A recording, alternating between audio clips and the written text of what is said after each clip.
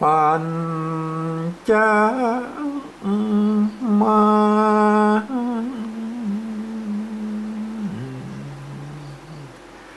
ตีขาบอดน้อย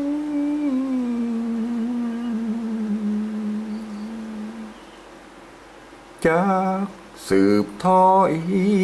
เรื่องเล่าใครจา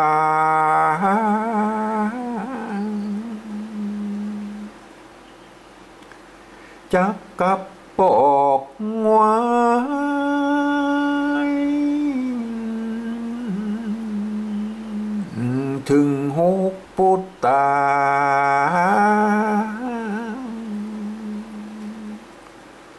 พญาปลา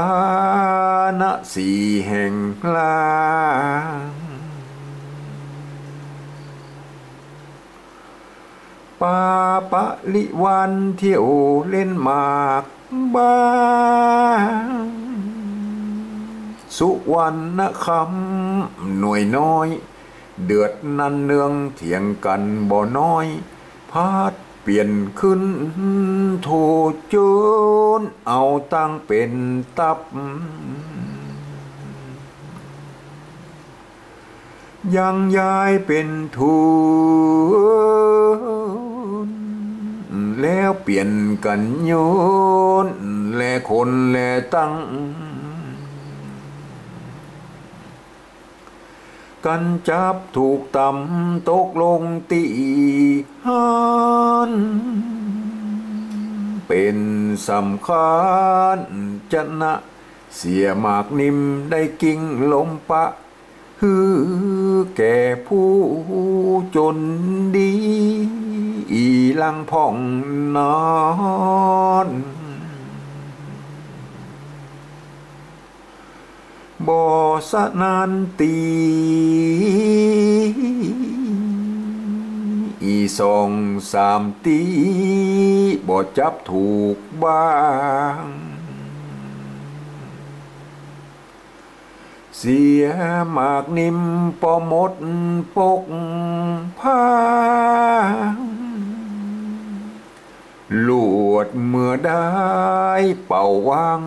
เป็นนิรันดร์ทุกวันบ่ยังเสียงหูก้องโกลาเจ้ากรรมันน้อย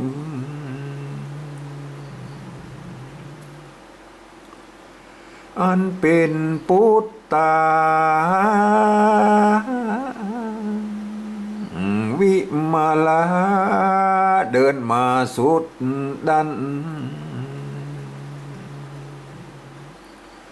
หันตาละกาลวดลาเฟือฟันเสียงเดือดนานโห่ห้องลังพ่องเกาะกันยืนจันพอซ่องเป็นหมู่เล่นสาวสู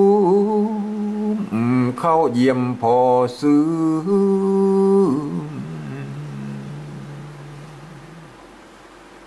เป็นตีพระสู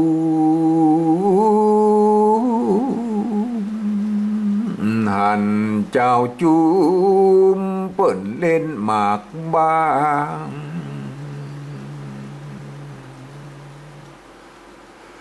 ล้วนแต่คำจาดน้ำสาวหาหากลุหล่อมาบ่อนน้อยหากลุหล่อมาบ่อนน้อยแลนายฮือ